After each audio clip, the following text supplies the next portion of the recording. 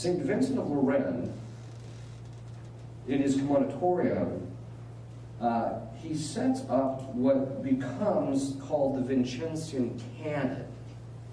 This Vincentian Canon becomes, in the history of theology, becomes the standard by which you judge whether what someone is proposing theologically can be accepted or not.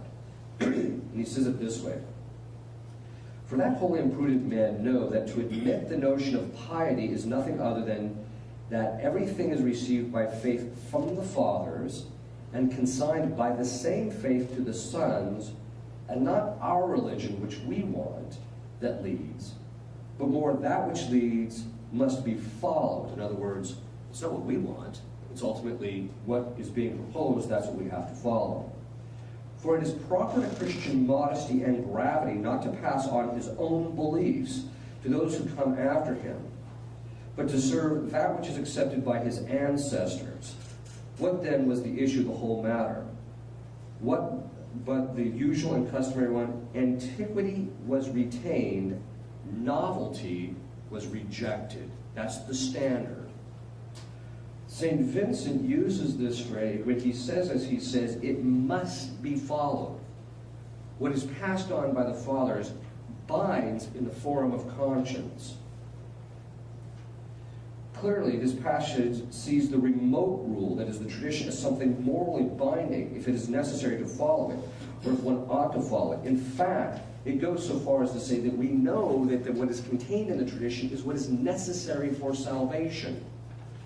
So if you're going to be saved, it is necessary, and one has a moral obligation to follow the tradition, which tells us this is what you have to do to be saved.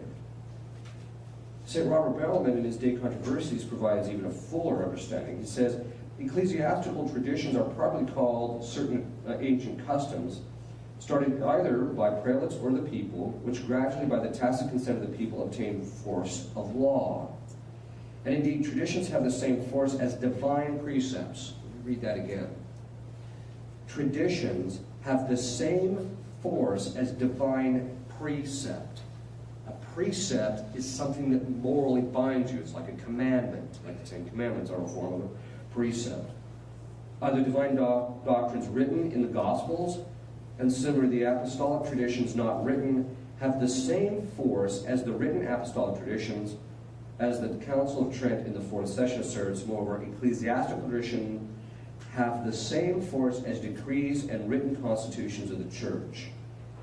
In other words, what St. Robert Bellarmine observes is this: he